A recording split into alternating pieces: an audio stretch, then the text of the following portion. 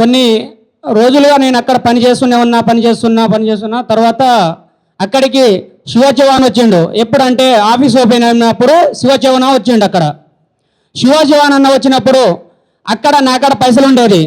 ఆ పైసలు office open అయినప్పుడు మా నాన్న మేము కలిసి మా విలేజ్లలో మా అక్క సొమ్ములు పెట్టి అవి అన్ని డబ్బులు తెచ్చి ఆఫీస్ ఓపెన్ చేసినప్పుడు అది విష్ణు కాంప్లెక్స్లో 317 నెంబర్ అల్ల నా డబ్బులు ఉండేవి. మొత్తం బీరువాల డబ్బులు ఉండేది.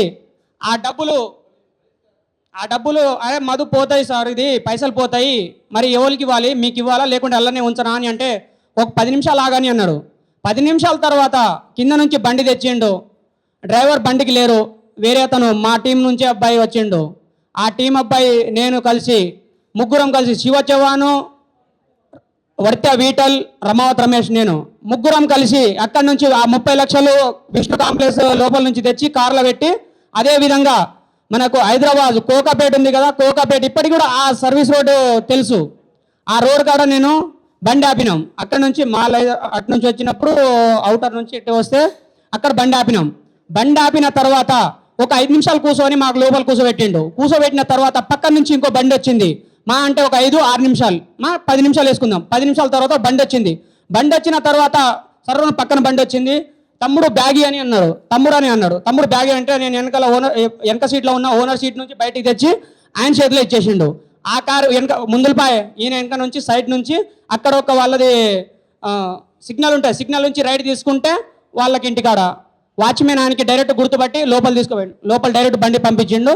అక్కడ పోయి అక్క కూడా ఉంది, అక్కతో ఒక ఫోటో దిగుదాము. ఇక్కడ ఇన్ని డబ్బులు రోడ్డు మీద ఎవరైనా ఇస్తారా? సరే, ఒక ఇంటికాడ పైసలు ఇస్తారు, ఏదో ఒక ఆఫీస్లో పైసలు ఇస్తారు. అదేవిధంగా రోడ్డు మీద పైసలు ఎట్లా ఇస్తామని నేను కూడా, మా డౌట్ ఇద్దరిది అట్లనే ఉన్నది. అదేవిధంగా మేము పోయి ఇక్కడ వచ్చినామని ఒక చిన్న ప్రూఫ్ తీసుకోవాలని ఒక చిన్న ఫోటో తీసుకుందాం మా కానీ అన్న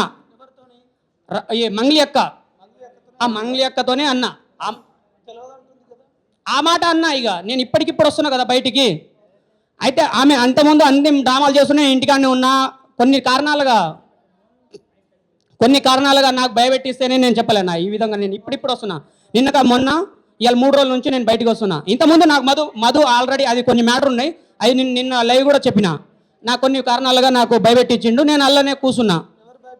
రమావత్ మధు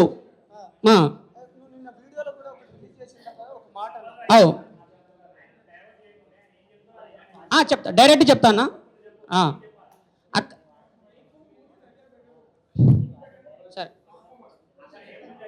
సరే, అదేవిధంగా ఒక ఫోటో తీసుకుందామని అన్న అక్కకు. తమ్ముడు ఇక్కడ వద్దు, ఫోటోలు వద్దు, ఎక్కడైనా ప్రోగ్రాంలో ఫోటోలు దిగాలి కానీ ఇట్లా ఇంటికాడ వచ్చినప్పుడు ఫోటోలు దిగొద్దు, అట్లాంటి వద్దు అని నాకు అన్నది. సరేలే, వాళ్ళు ఏముండదో మనకు కూడా ఏం అవసరమా, ఎక్కువ ఫోర్స్ చేస్తే మళ్ళీ ఇక్కడ నుంచి ఫోన్ అక్కడ మదుకుపోతుంది. అక్కడ నుంచి మళ్ళీ నేను ఆఫీస్లో పనిచేస్తున్నా కానీ నీకెందుకు అక్కడ పోయినప్పుడు నువ్వు ఇచ్చేసి రావాలి కదా, నీకెందుకని అంటాడని నేను మళ్ళీ ఆయనకి మీకు నేనేమనలే. తర్వాత కనీసానికి ఒక ఫోటో శివన్నతో నేనే దిగుదాం, ఇక్కడ వచ్చినని కనీసాన్ని నేను ఇక్కడ వచ్చి పైసలు ఇచ్చినా అని మా సార్కి చూపెట్టాలని ఒక ఫోటో దిగిన. అదే ఫోటో తీసుకొని మళ్ళీ నేను ఇంటికి వెళ్ళిపోయినా.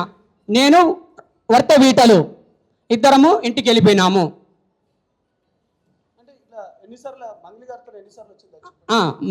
మంగళక్క నేను పైసలు ఇచ్చింది కోకపేటలో ఒకసారి.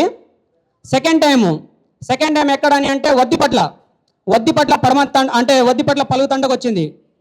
వద్దిపట్ల పలుగుతండ ఈ ఫోటో అంటే వీళ్ళు ఉన్నది ఫోటో మొత్తం నేనే తీసిన. అంటే వాళ్ళు ఇట్ట ఉన్నప్పుడు నేను ఇటు నుంచి నేను తీస్తున్న అబ్బాయి నేనే, ఇటు నుంచి ఫోటో తీస్తున్నా నేనే. అది ఆ మాట ఆమె కూడా తెలుసు. నేను అక్కడ పోయినా 2 గంటలకు, నాకు నా పెద్ద బైక్ ఉండేది జిక్సర్ బైక్ తీసుకొని అక్కడ పోయినా నైట్ 2 గంటలకు.